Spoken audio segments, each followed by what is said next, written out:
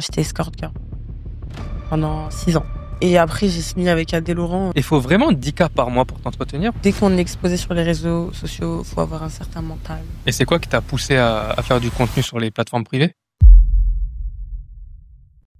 Salut tout le monde et bienvenue dans ce nouveau podcast. Aujourd'hui, on se retrouve avec Soleil. Salut tout le monde, Comment tu vas? ça va et toi? Merci à toi d'être venu. Merci à toi. Pour commencer, tu peux te présenter pour ceux qui te connaissent pas déjà? Alors moi c'est Soleil, j'ai 25 ans, je suis influenceuse et créatrice de contenu aussi sur les plateformes. Ouais. Ouais. Et t'as été connue grâce à quel genre de contenu à Alors peu près? moi je suis connue un peu pour les bad buzz, ça c'est vrai. Mais ouais, beaucoup de bad buzz.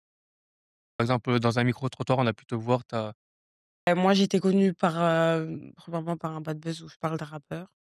Après, j'ai continué sur des bad buzz, en parlant, de mon body count ou de de plein de choses.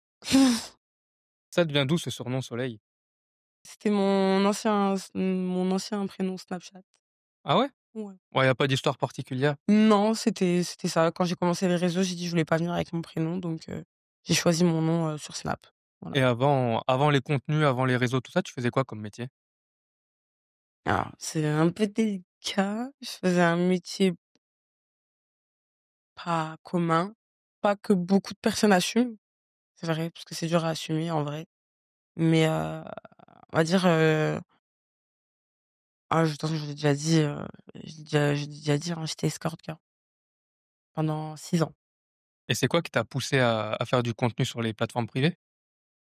Bah, au final, c'était pour me sortir de ce monde, parce qu'après j'ai aucun problème avec ma sexualité, donc c'est pour ça aussi ce métier-là, il m'a ouvert, beaucoup l'esprit. Donc on va dire que, ben, je trouvais ça moins agressif d'être sur les plateformes et de vendre des vidéos, des photos que, ben, de se vendre soi-même, tu vois? Du coup, c'était vraiment pour les sous, c'était pas pour le fun, pas pour être sur les réseaux Bah, spécialement? en soi, je pensais pas du tout que ça allait buzzer, donc quand c'est venu d'un coup. Heu, c'est vrai que j'ai eu le buzz de Gazo en début d'année et après j'ai signé avec Adé Laurent, qui 20 jours après, dans son agence OK. de modèle sur les plateformes. Et donc on va dire ça a aidé, on va dire, un peu ma carrière, d'influenceuse à monter, quoi. Il faut un certain mental pour faire, ce genre de contenu ou pas du tout? Ouais, Ouais? ouais. Tout simplement dès qu'on est exposé sur les réseaux sociaux, faut avoir un certain mental, vraiment. Tu as déjà fait un truc que tu regrettes? Des petites stories un peu éméchées, ouais. Et tu dirais quoi à une jeune fille qui veut se lancer dans ce milieu? Qu'est-ce que tu lui dirais pour l'aider? En vrai, si c'est une fille qui a des études ou qui a une famille derrière elle et tout ça, je ne lui conseille pas de faire les plateformes, vraiment. Genre qu'elle choisisse une autre voie. Maintenant, si elle a pas le choix ou qu'elle est déjà dans ce milieu ou que c'est vraiment un truc qu'elle a envie, que sa famille peut la soutenir derrière et tout ça, qu'elle est pas toute seule, pourquoi pas? Tu penses qu'il y a des familles qui peuvent soutenir, dans ce genre de ouais? Oui, je pense qu'il y a quand même des familles compréhensibles. Et dans ce milieu entre créateurs et créatrices de contenu, il y a une solidarité ou c'est plutôt chacun pour soi? Alors moi, je côtoie les 2 mondes. Je côtoie les influenceurs et je côtoie les créateurs de contenu sur les plateformes. Entre créatrices et créateurs de contenu sur les plateformes, non, c'est très, solidaire, ça se DM, ça se dit: «Est-ce que tu veux collab?» et tout ça. C'est vraiment très, enjoy et tout ça. Les gens, ils sont vraiment dans le partage et tout ça. Il y a pas de nombre d'abonnés ou quoi que ce soit. Maintenant, le monde de l'influence, où j'ai un pied dedans, c'est un autre monde ça. Ça, c'est vraiment le monde, de l'hypocrisie et de: «Ah bah, j'ai plus d'abos que toi, ah bah, j'ai plus ci, ah bah, j'ai plus ça, ah bah, j'ai plus» voilà. Et c'est quoi la plus grosse idée reçue sur ton métier? Bah, c'est que les gens pensent que je ne suis pas humaine. Ils pensent que je suis qu'un bout de viande ou qu'un corps. Et quand ils me rencontrent dans la vraie vie ou qu'ils me parlent, ils me disent: «Ah bah, je te pensais pas comme ça». «Bah, tu me pensais comment?» «Ah bah, je sais pas, avec les réseaux et ce que tu dis, ben, ouais, mais tu sais, tu vois 10 secondes de ce que je raconte. C'est normal que tu te dis, Après c'est crazy TikTok. girl, genre». TikTok, ils prennent un bout de ce que tu dis et Généralement, voilà, et sans tu vois avant jamais la vidéo en ouais, entière, exactement, ouais. ou tout. Bon, après, il y a quelques personnes qui voient tout en entier, mais pas tout le monde. Ça veut dire, je sais que les gens, ils ont une une idée de moi sur 15 secondes à chaque fois quand je parle, en fait. Comme là, peut-être ça se trouve, là, il y aura que 15 secondes, cette vidéo que les gens ils vont retenir et ça va être que la dinguerie quand je vais dire une dinguerie, en fait. Mais c'est pas ça, non, je suis un genre j genre je suis un humain. Donc quand les gens ils me voient, ils me disent: «Ah bah, je te pensais pas comme ça». Bah si, c'est moi. Et quand tu dis des propos chocs, il y a une stratégie derrière tout ça? Il y a de la stratégie. Ouais. On est bien d'accord que ça fait 1 an et demi que je suis sur les réseaux et que je pense que j'ai quand même réussi à faire mon nom dans ce milieu et c'est pas pour rien que j'ai réussi. Il y a des gens, ils galèrent encore à l'heure d'aujourd'hui, ça fait des 3 4 ans, ils sont sur les réseaux et ma stratégie n'était pas la meilleure, n'était pas la meilleure, mais elle était bonne, elle a marché. À l'heure d'aujourd'hui, je vis de ça, hein. Même ceux qui consomment pas ce contenu, ils te voient, dans leur feed et tout ça, ouais. C'est ça. Et tu trouves qu'il y a une certaine hypocrisie dans la manière que les gens consomment ton contenu? Oui, personne n'assume. Mmh. Est-ce que tu as déjà entendu quelqu'un te dire: «Oui, bah, moi, je suis abonné à son compte». Bon si, Il y en a il y a quelques-uns, quelques ta on les aime ces tartés-là, c'est les meilleurs. Mais il y en a, ils vont te dire: «Ouais, moi, un truc», mais il y en a pas beaucoup. parce que si vous gagnez si bien votre vie grâce à ça, c'est qu'il y a de la Qu'il demande. y a de la Il y a demande de la demande, exact. Tu as l'impression qu'il y a une différence dans le traitement envers un créateur et une créatrice de contenu? déjà, on a une différence, oui, bah, oui, nous les filles, dans ce milieu-là, on a peut-être un petit peu plus d'avantages que les hommes. Plus facilement, plus rapidement. Mais une femme, on va plus facilement lui dire «Tana» qu'un homme, on va pas forcément le blâmer pour ce qu'il fait. Pas forcément, mais en termes de même de modèles et tout ça, il y a plus de femmes que d'hommes. La demande, c'est plus des femmes que des hommes. Donc non, je pense qu'on a quand même encore notre dans ce milieu-là, hein, que dans ce milieu-là, je dis bien que dans ce milieu-là, je pense que nous les femmes, on a encore notre avantage. Et tu devrais accompagner quelqu'un dans ce domaine? Ça dépend, ce serait peut-être avec des personnes vraiment construites. Je pourrais pas prendre n'importe qui ou n'importe ou enfin voilà, n'importe quoi pour juste prendre de l'argent, quoi. Ce serait peut-être avec des gens réfléchis, des gens peut-être peut-être, mais pas pour l'instant. Et en termes de vie privée, tu arrives à cumuler vie amoureuse et ce métier-là? Ou Non, pas du tout? Non? non, non, ça c'est très compliqué, très compliqué. Des flirts, on en a, des gens, on en côtoie, ça c'est pas le problème, mais sur la longue durée, non, c'est compliqué. Et en couple, tu es quelqu'un de fidèle ou tu crois plus à tout ça? Si, je suis fidèle. Ouais? Ouais. Tu as déjà dit que ça te dérangeait pas de sortir avec quelqu'un de plus âgé et de le tromper, Alors ça, c'est vraiment pour la règle de ça, c'est vraiment juste une règle, hein. C'est vraiment, s'il est vraiment très âgé et qu'il est très fortuné, on va pas se mentir, au bout d'un moment, il faut bien que je m'amuse, aussi, sexuellement parlant et si cette personne-là, malheureusement, elle pourra plus ou elle peut pas ou tout ça, bah, faut juste qu'elle accepte alors d'être dans un monde un peu libertin, mais ça, c'est vraiment pour une personne, très âgée, genre et juste par intérêt. Mais on va dire ça que je sais pas en vrai de vrai si j'arriverai à faire ça. Vraiment de vraiment, vraiment, vraiment. Rester par amour toute une vie avec un homme, par intérêt. Non, je pense que je le quitterai au bout d'un moment. Franchement, je le supporterai pas. ça tiendrait pas? Ça, c'est vrai pas. C'est quoi ton style d'homme? J'ai pas vraiment style quoi, physique ou mental? Les 2. Hem, physique, j'aime bien les grands, bruns, musclés, dents blancs. Hem, j'ai pas de type forcément, vraiment. J'ai pas d'ethnie non plus. Mais c'est au feeling, faut je trouve que son visage, il faut qu'il soit beau, faut qu'il m'attire, quoi. Ouais. Mentalement, il faut qu'il soit grave ambitieux, faut faut qu'il soit, comment on dit? Mmh, non, compréhensible sur beaucoup de choses. Par rapport à mon passé, par rapport à ma vie, par rapport à mon exposition, par rapport à qui je suis. Donc quelqu'un d'ouvert d'esprit. Je peux pas être avec quelqu'un de fermé. Tu te verrais arrêter ça par amour? Oui, oui, oui. Ouais? Ouais, je serais une grosse mytho de dire non. Ah ouais? Ouais. Moi, je suis un genre, je me fais grave une carapace, mais moi, genre, en mode, quand je suis piquée, hein. Dans cette génération, il y a le phénomène de body count. Les hommes, ils font très gaffe à ça, ils blâment ça et tu en penses quoi de tout ça, toi? Non, ça, c'est n'importe quoi. Parce qu'au final, quand vous voulez une fille qui a pas de body count, vous allez la tromper parce qu'elle va peut-être pas vous satisfaire, vu qu'elle connaît pas et c'est totalement normal, elle connaît pas donc elle peut pas avoir, une expérience parce que généralement tous les hommes ont déjà eu 90 des hommes ont déjà eu une expérience, par rapport, je sais pas, à une femme plus d'expérience, on va dire, généralement. Parce qu'en plus les femmes, on aime les hommes plus vieux donc il a 2-3 ans de plus que nous, machin, il a déjà eu des expériences avant nous, nanani nanana. Donc ouais, non, c'est hypocrite ce qu'ils disent. Parce qu'au final, une fille qui a v'là l'expérience, ils vont la critiquer, mais c'est ça qu'ils vont kiffer. À mon avis, tu as même déjà des gens qui te critiquent et qui sont dans tes DM et c'est pas le même discours, ça doit arriver ce genre de Ah oui, mais ça c'est oui. Oui, oui, ça arrive, ouais. oui.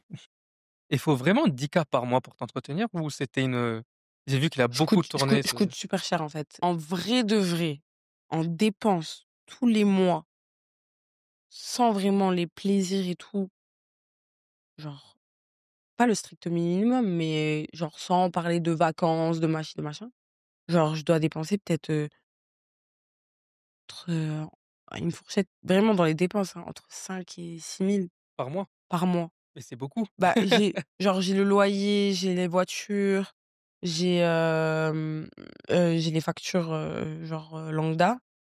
Après, j'ai la nourriture, j'ai l'essence.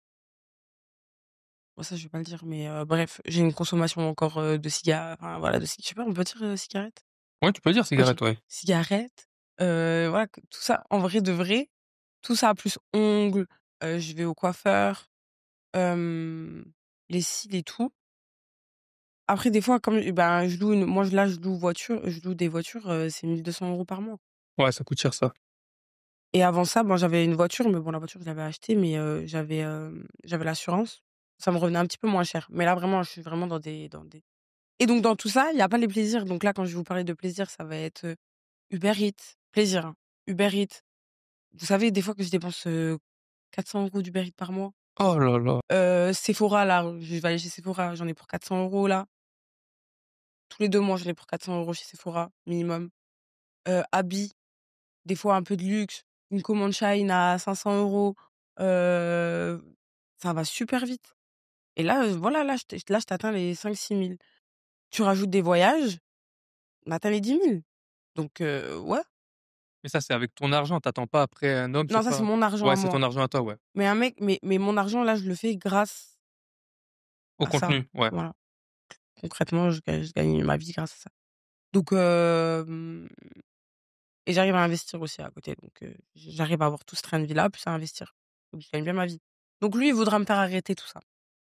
OK, par amour, je peux comprendre que un homme ne peut pas supporter tout ça, genre. Mais derrière, faut assumer. Bah, oui, parce que tu t'es habitué à ça, du coup. Ouais.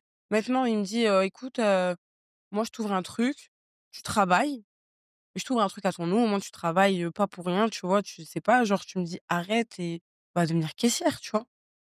Et ton red flag numéro un chez un mec, tu en as un? Que ce soit physique, mental, le truc qui te dégoûte le plus? Physique, soit si tu te trouves pas beau, c'est pas beau. Après red flag, haleine, ongles noirs, dents, dents, dents jaunes, dents jaunes, physique. Mental, tu m'as dit mental? Ouais, Non. aussi, ouais. Mental, red flag, il me parle d'argent. C'est-à-dire? Un mec qui me parle d'argent. J'ai déjà tombé sur un mec qui m'a dit au bout de 4 jours: «Ouais, je vais avoir accès à tes comptes bancaires». J'ai dit: «Mais qu'est-ce que tu Ah! racontes?» Et quelqu'un sur les plateformes et les réseaux, tu pourrais? «Oui». Ouais, ça te dérangerait Bah, pas? moi ça me dérangerait pas parce qu'en vrai, on aurait le même métier, tu vois? Ouais. Donc on pourrait se comprendre sur plein de trucs.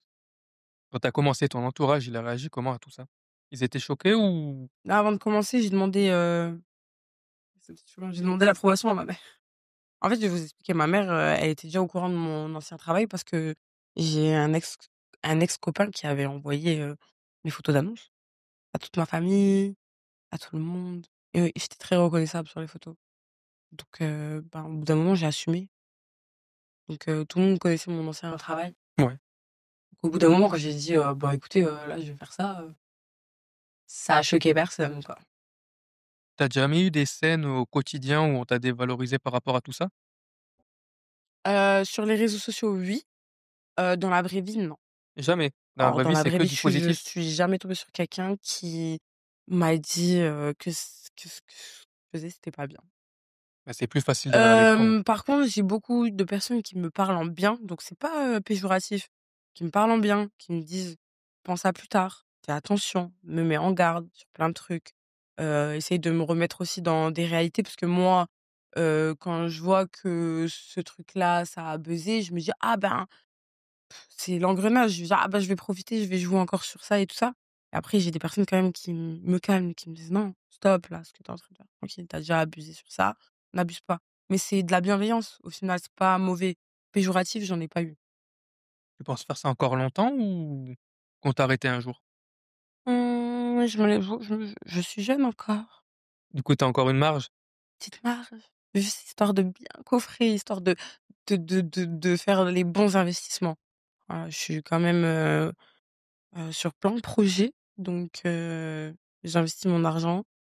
Et jusqu'à que je vois que mon argent a bien fructifié, que j'ai plus besoin de forcément de vivre de ça et peut-être me développer plus sur le côté réseaux sociaux et influenceuse. Ouais? J'ai cette chance d'avoir ces 2 pieds. Ouais. J'ai vraiment cette chance. Il y a pas beaucoup de filles qui ont cette chance d'être créatrice de contenu. Peut-être je suis catégorisée et mal vue, mais j'ai cette chance aussi d'avoir une communauté sur les réseaux sociaux qui me voient pas que dans cette image-là, quoi. J'ai des personnes qui ne savent même pas que je fais du contenu, qui me connaissent par rapport à des micro-trottoirs parce que par la suite, j'ai fait du micro-trottoir sur mes comptes. Ouais, j'ai vu, ouais. Donc j'ai beaucoup de vidéos qui ont percé, par rapport à ça. J'ai, fait beaucoup de house avec beaucoup de personnes. Je me suis mélangée avec beaucoup de personnes sur les réseaux sociaux. Donc non, il y a des gens, ils m'assimilent même pas au contenu, Ouais, quoi. c'est vrai, ouais. Maintenant, tu es dans la scène influenceur maintenant un peu, ouais. J'ai les 2. Tu as déjà eu peur que ta visibilité, elle s'arrête du jour au lendemain? Oui. Ouais? Au tout début, tout le monde me disait que je serais qu'une vague, un mème. Parce que quand même ma vidéo a fait des Tu millions un et des mème, millions ouais. de vues. C'était un mème, Tu as su concrètement. rebondir avec ça, du coup? J'ai su rebondir et tout le monde me disait: «Tu vas être une vague. Tu Les gens vont t'oublier. Faut que tu fasses quelque chose pour pas qu'on t'oublie».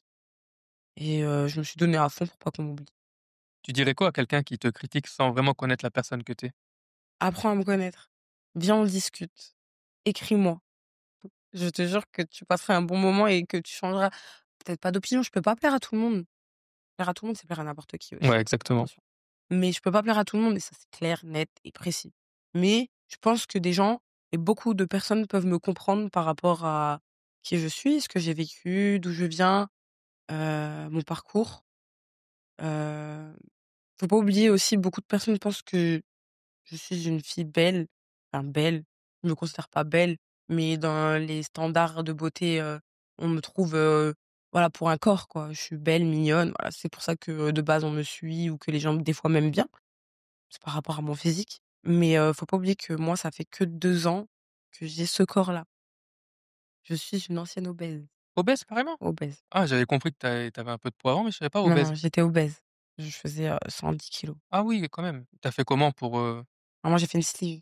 sleeve? Ouais, j'ai coupé mon estomac. Ah d'accord, OK. J'ai perdu 60 kilogrammes Ouais?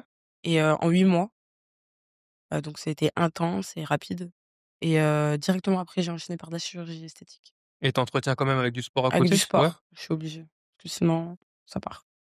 C'est dur d'être toujours, donner une image d'être au top? Ouais. Le regard des gens maintenant, il est très important.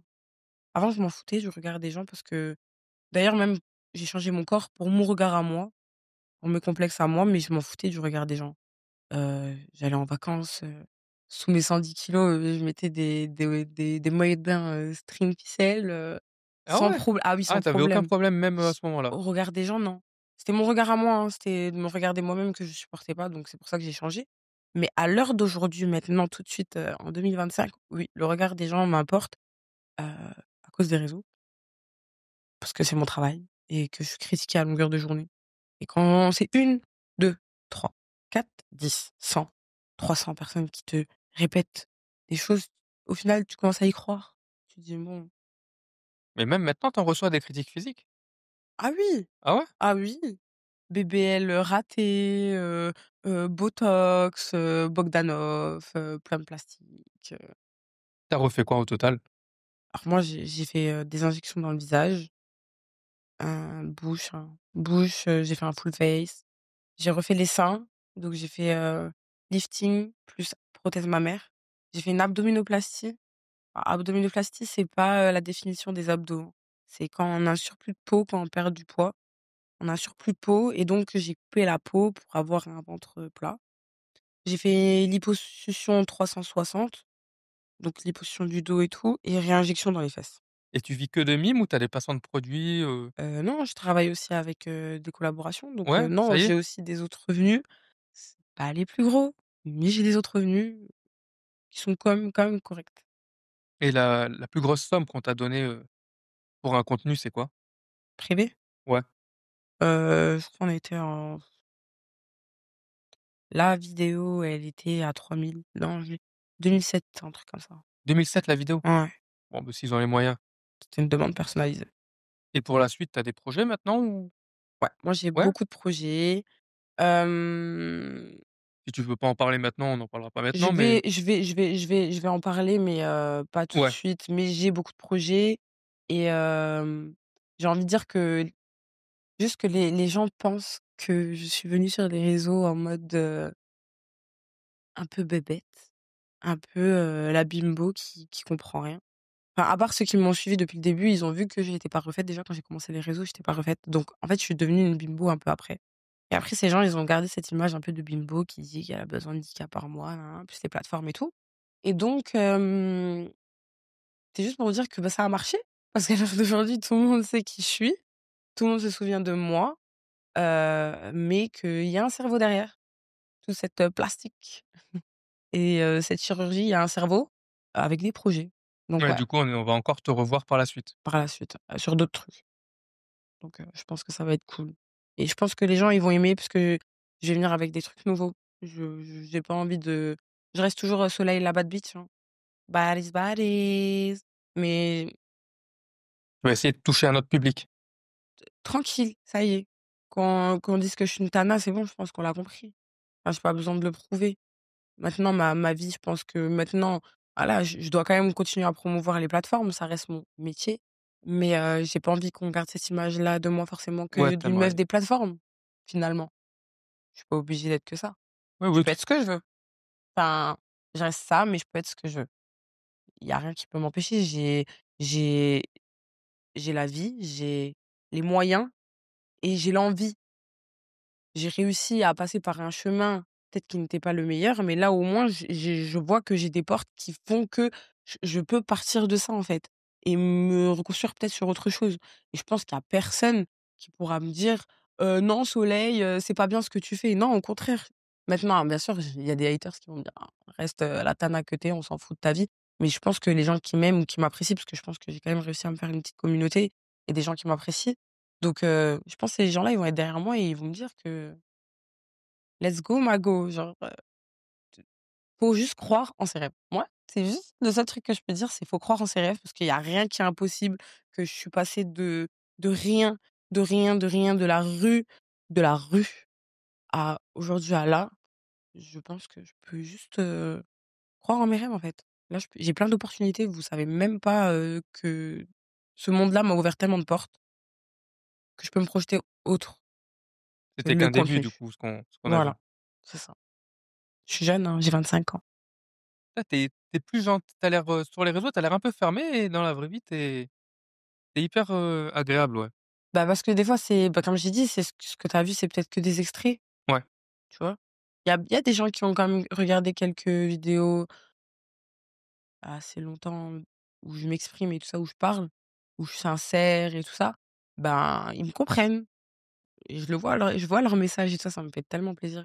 Ou les gens quand ils me voient dans la rue et tout ça. Après, je sais que la plupart, ils se basent sur des extraits et c'est comme ça, même moi, je me base sur des gens, sur des extraits. Malheureusement, je les connais pas dans la vraie vie. C'est que quand tu rencontres une personne dans la vraie vie que tu vas la connaître. Donc je peux pas forcer tout le monde à m'aimer, tu vois? Un mot pour ta communauté avant de conclure? Ben, moi je vous aime et la vérité, restez branchés parce que sur Live ma mère, il y a du lourd qui arrive et vous savez votre go comment est. Je vais dead. Merci d'avoir regardé. On se retrouve bientôt pour un nouveau podcast. N'hésite pas à liker, commenter, partager et à la prochaine.